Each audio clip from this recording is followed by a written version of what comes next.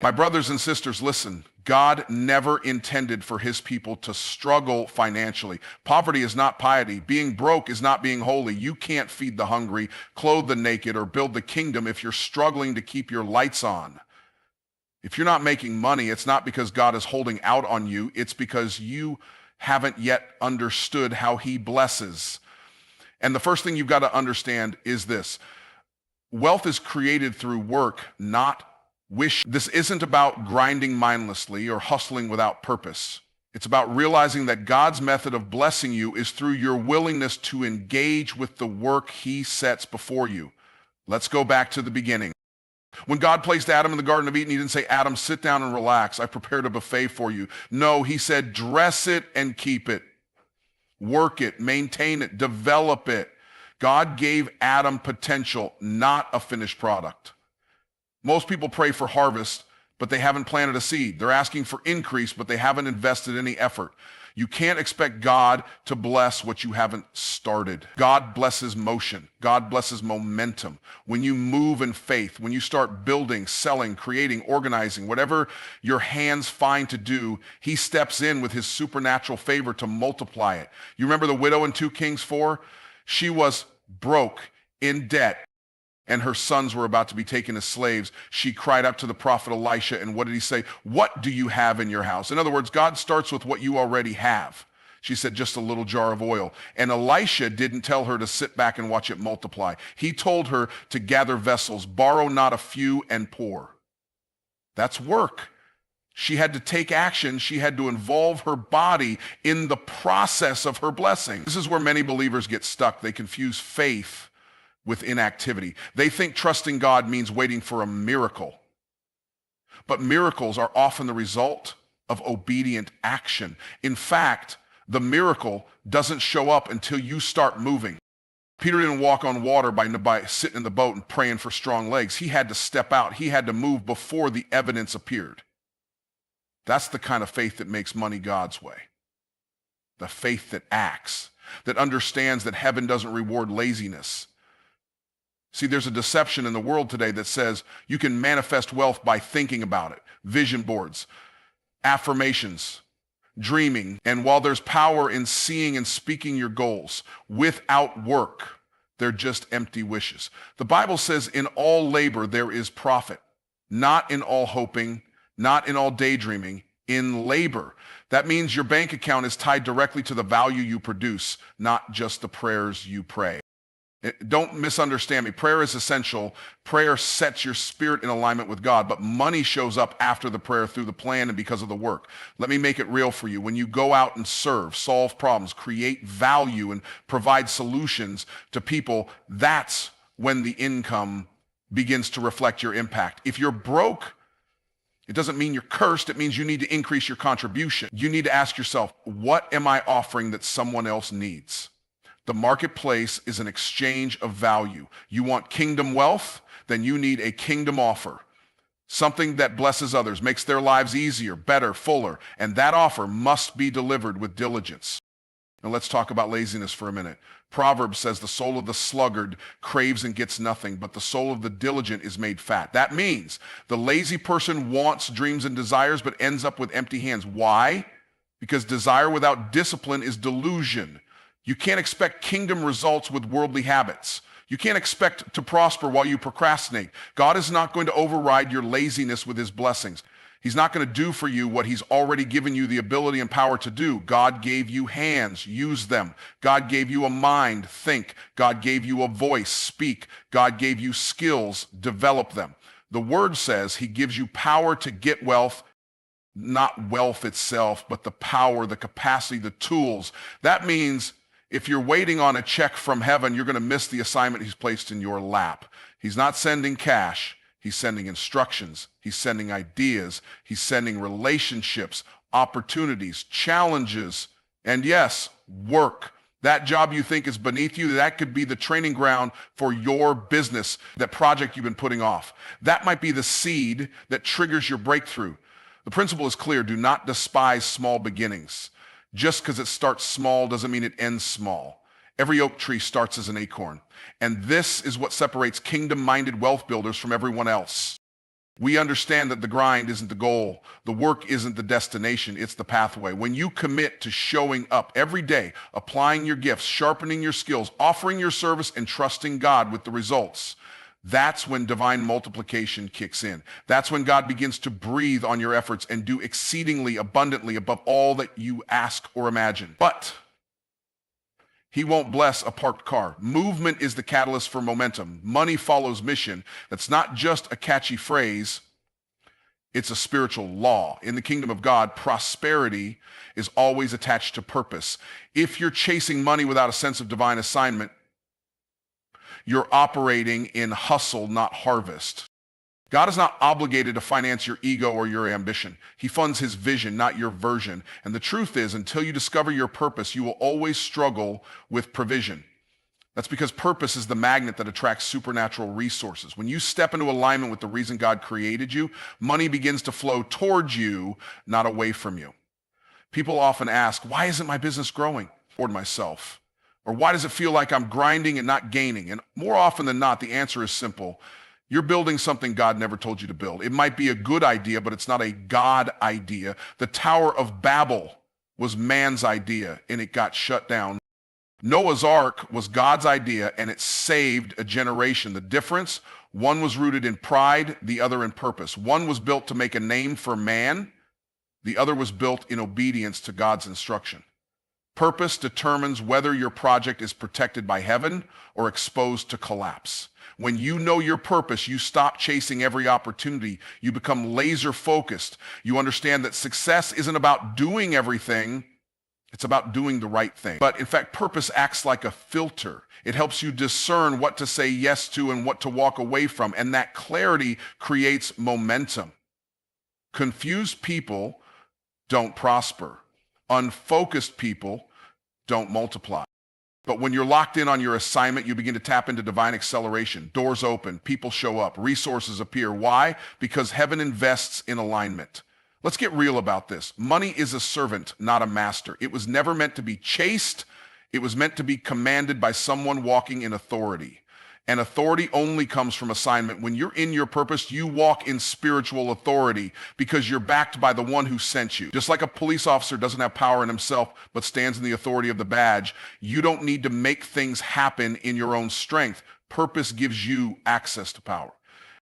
When you move on God's instruction, the weight of the kingdom backs you up. Look at Jesus. He wasn't wealthy in the traditional sense, but he never lacked anything. Why? Because he was always on assignment. He needed a donkey. It was there. He needed a room for the Last Supper. It was provided. He needed provision for his ministry, and women of wealth supported him. That's what happens when you walk in your calling. Supply follows vision. It doesn't precede it. Too many people are waiting for the money before they start the mission. But God says, start moving and the money will meet you on the journey. The widow of Zarephath had one meal left. She told the prophet Elijah, I'm about to prepare it for me and my son that we may eat it and die. And what did the man of God say? Make me a cake first. That sounds harsh until you understand purpose. Elijah wasn't being selfish. He was positioning her for supernatural provision. Her purpose in that moment was to sustain the prophet. And because she stepped into that role, her flour and oil never ran out. When you prioritize your assignment, you activate the flow of abundance. It may not make logical sense, but God's economy operates on obedience, not opinion. Purpose is also the answer to burnout. People think they're tired because they're doing too much. But the truth is, they're doing the wrong things. Nothing drains you faster than building something you weren't called to build. But when you're in purpose, even long hours feel light. There's a supernatural energy that comes from alignment. You wake up with passion. You go to bed fulfilled. You don't dread Monday. Why? Because you know you're walking in what God created you for. Let's talk business for a moment. If you're an entrepreneur, your purpose should be at the core of your offer. You're not just selling a product. You're solving a problem that aligns with your God-given calling. And the more clearly your business reflects your assignment, the more magnetic it becomes. Customers can feel the difference between someone who's in it for the check and someone who's in it to change lives. And here's the secret. The one who's focused on changing lives will make more money than the one who's chasing checks. Why? Because transformation is more valuable than transaction. and people will pay gladly for solutions that carry purpose. Your purpose isn't just for Sundays, it's for the marketplace. It's for the boardroom, the stage, the classroom, the sales call, the strategy session. Wherever you show up, you should carry the weight of your assignment. That's what sets you apart. That's what makes you a light in dark places. You weren't put here to blend in. You were put here to stand out, to make impact, and to bring kingdom principles into the places that need them most. Purpose gives you identity. It gives you direction, and it gives you provision. When you find your purpose, you don't need to fake it, force it, or fear it. You just walk in it because you understand that everything you need is already assigned to your assignment. The people, the platforms, the partners, they're all waiting on you to step into your lane. Not hustle harder, just obey quicker. And as you do, you'll discover that money is no longer elusive. It's a byproduct of mission. It's the fruit of following the voice of God in your life. The size of the problem you solve determines the size of the reward you receive. That's a kingdom law, a marketplace law, and a spiritual truth. God didn't create you to exist without impact. He wired you to be a solution in motion. Too many people are praying for financial breakthrough while avoiding responsibility. They're asking for overflow without offering value. But God's system is one of exchange. The world doesn't pay you for what you know. It pays you for what you can fix. When you begin to solve bigger problems, you unlock bigger provision. That's not greed. That's design. Proverbs says, a man's gift makes room for him and brings him before great men. But a gift that's unused is worthless. A gift that's buried never blesses anybody. And here's the key. Your gift is not for your entertainment. It's for someone else's elevation. That means your gift becomes a stream of income when you package it to solve problems for others. Think about Joseph. He had a gift of interpreting dreams. That gift didn't just make him popular, it made him powerful. It got him out of prison and placed him in a palace. But the turning point wasn't just having the gift. It was using it to solve Pharaoh's problem. He interpreted a dream, created an economic plan, and saved a nation from famine. That's divine problem solving, and it came with divine compensation. Now, if you're only solving small problems, don't be surprised when small money follows. God rewards scale. If your solution only helps a handful of people, you'll get a handful of results. But if you think, build, and act on a larger level, heaven responds. You've got to ask yourself, what is the pain I am called to eliminate? Your prosperity is directly connected to your ability to relieve pressure in someone else's life. The greater the pain, the greater the pay. The greater the responsibility you take on, the greater the reward attached to it. In business, that's called value. The marketplace is always willing to exchange money for value, but value is subjective. It's based on perception and urgency. So if you want to increase your income, increase your impact. Start solving problems that people care about. Start becoming the answer to questions people are desperately asking. Don't just be present, be purposeful. When people think of your name, they should immediately associate it with a specific transformation, not general help, specific results. Jesus was the ultimate problem solver. He healed the sick, raised the dead, opened blind eyes, fed the multitudes, taught with authority, forgave sin, and gave hope. He didn't wait for people to come up with solutions. He walked in authority and solved whatever was in front of him. And people followed him because he brought results.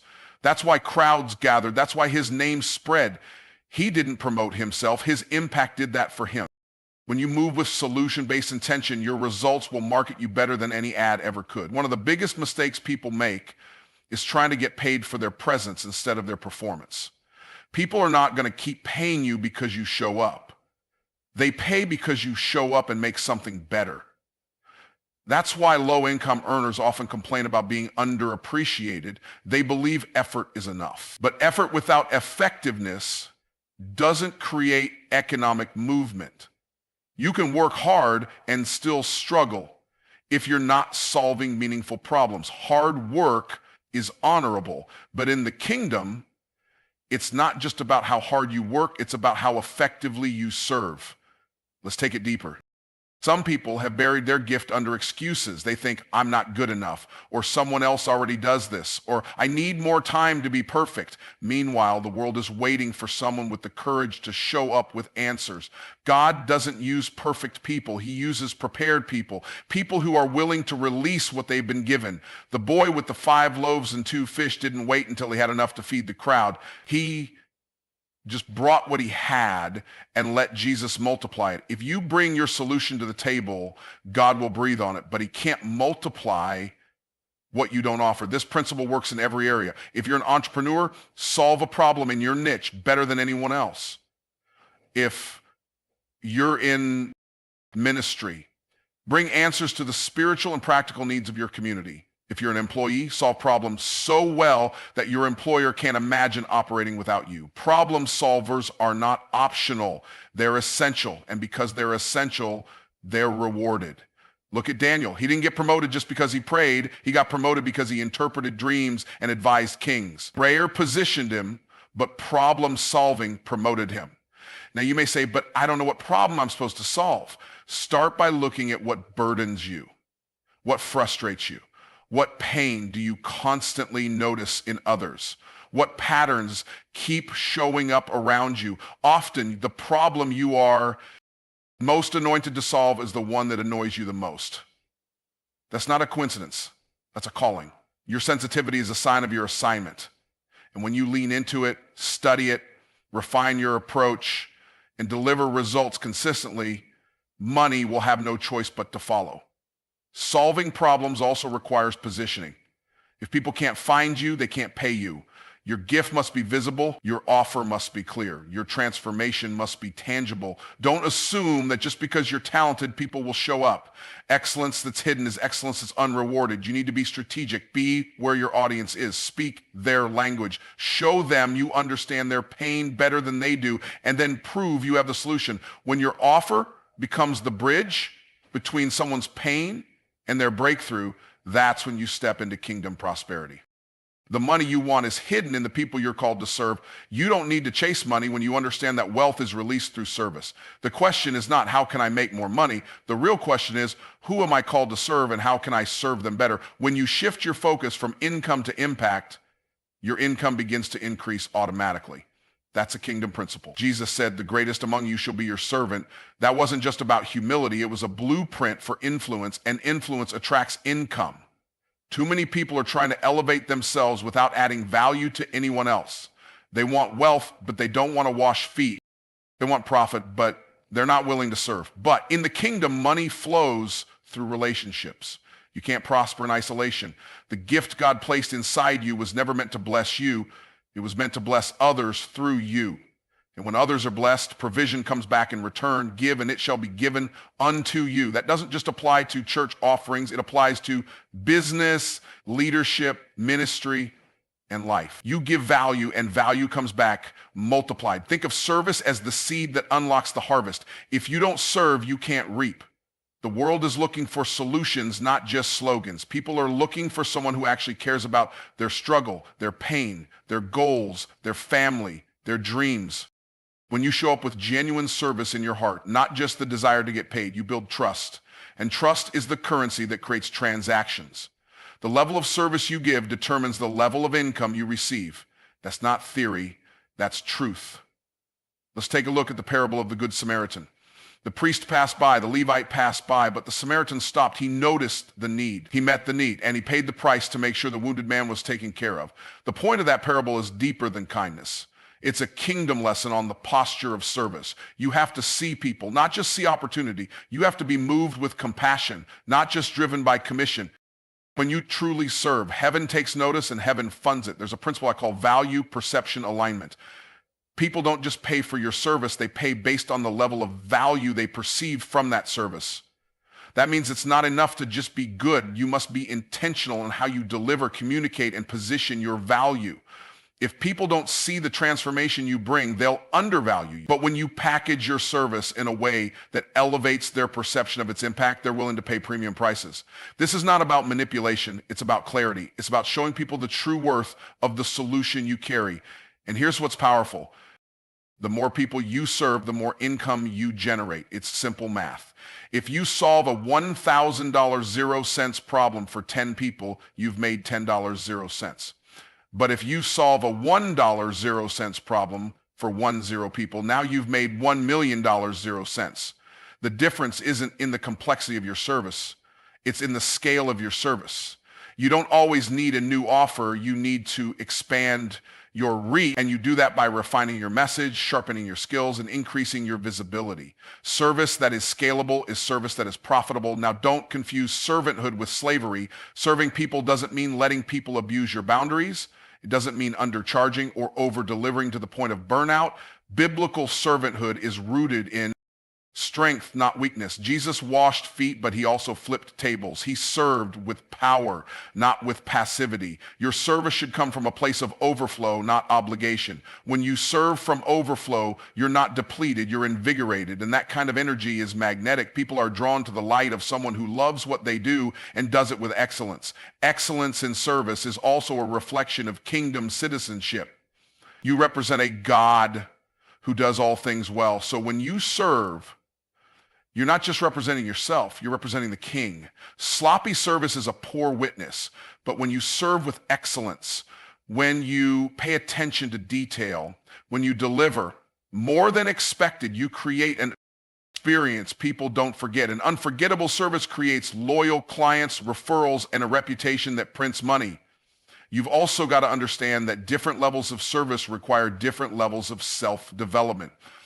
You can't serve kings with a common mindset. You can't reach million-dollar clients with $5 habits. If you want to serve on a high level, read more, pray deeper, study your craft, surround yourself with excellence, invest in your personal development. Why? Because you can only serve others to the level you've built yourself. If you're stagnant, your service will be too. But when you grow, your capacity to serve grows, and so does your income. Some people think serving others means giving everything away for free. But service and charity are not the same thing. Even Jesus received support from those he served. The women who followed him gave financially to sustain his ministry. That means when people are transformed by your service, many of them will want to sow back into you. And when they do, it's not just business, it's divine reciprocity. You gave, they received, now they give back. That's how God designed it to work. The laborer is worthy of his wages, and if your labor is impacting lives, don't be afraid to receive the reward that comes with it. If you want to prosper God's way, you must become obsessed with serving better. You must look at the people you're called to help and ask, how can I solve their problems faster, simpler, and more powerfully? Don't just meet expectations, exceed them. Don't just deliver results, create transformations. Because when your service changes lives, those lives will change your income. And when your heart is set on helping others win, God will make sure you don't lose. That's the economy of the kingdom. Service leads to success. Impact attracts increase. When you serve like it's your assignment, you position yourself for supernatural provision. Money responds to order. That's why you can pray all you want, fast all you want, shout, dance, speak in tongues, and still be broke if your financial house is out of order. God is not obligated to bless chaos. He blesses stewardship. He blesses systems. He blesses structure. The kingdom operates on divine order, and when you align your finances with God's principles, you create a container for overflow without order. Increase becomes a curse instead of a blessing. When your house is out of order, more money just multiplies the dysfunction. But when your house is in order, more money multiplies your effectiveness. You don't need more money to get your life together. You need to get your life together so God can trust you with more money. He doesn't give seed to squanderers. He gives seed to sowers. So the first thing you have to do is take inventory. Where is the disorder in your finances? Are you budgeting or just spending? Are you investing or just consuming? Are you stewarding your income or leaking it through mismanagement? You can't fix what you won't face, and you can't multiply what you haven't mastered. God is not going to violate his own order to bless your disorder. Look at the feeding of the 5,000. Jesus didn't multiply the loaves and fish while they were scattered all over the hillside. He told the disciples to have the people sit down in groups. He brought order first. Then he lifted the food to heaven, blessed it, and multiplied it. The miracle didn't come until there was structure. Because if God multiplies something you're not prepared to handle, you'll waste the increase. The system has to be in place before the surplus can be sustained. That's why most people don't have a money problem. They have a structure problem. They're praying for God to do something miraculous while ignoring the mess in their finances. Some people are anointed but broke because they spiritualize dysfunction. They think being called excuses them from being organized, but disorganization delays destiny. You can't fulfill $1 million calling with 10-cent habits. If your money is messy, your mission will always feel like a struggle. And it's not the devil blocking you, it's your lack of stewardship. You don't need another miracle. You need a money management system. You need to know where every dollar's going and why it's going there. Because if you can't manage thousands, you won't manage millions. Stewardship qualifies you for increase. God told Adam to tend and keep the garden. That was before the fall. That means stewardship is not a result of the curse.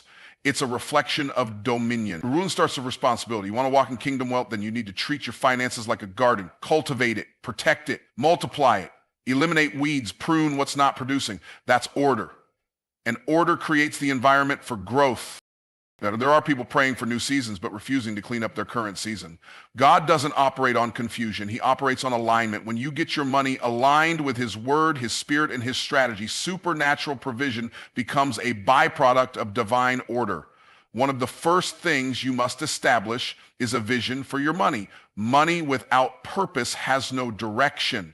And if it has no direction, it will drift. That's why people who get sudden wealth often lose it just as fast. They had provision but no vision. You need to know why you want more money, not just more stuff, but more purpose, more impact, more reach, more legacy. When your money has a mission, God will fund the mission.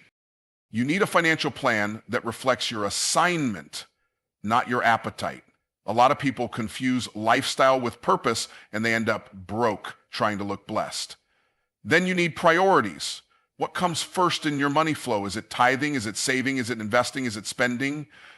Your habits reveal your hierarchy. If you spend before you give, you've already declared what's most important. Headlam order always begins with giving. Not because God needs your money, but because giving breaks the grip of greed and puts you in the flow of divine economy. When you honor God with the first, he blesses the rest. But when you rob God and then wonder why you're living under financial pressure, the answer is not mysterious. It's misaligned priorities. Bring order to your first fruits and you'll begin to see provision released in every other area. Now after priorities comes discipline. Consistency is the engine of wealth. Most people don't build wealth through windfalls. They build it through wise decisions repeated over time. That requires systems. That requires self-control. That requires saying no to instant gratification so you can say yes to generational impact. Discipline isn't sexy, but it's effective. Budgeting isn't fun, but it's freedom. Wealthy people don't guess, they plan. They don't just pray, they prepare. Discipline is not about deprivation, it's about direction. When you direct your dollars with diligence, you position yourself for multiplication.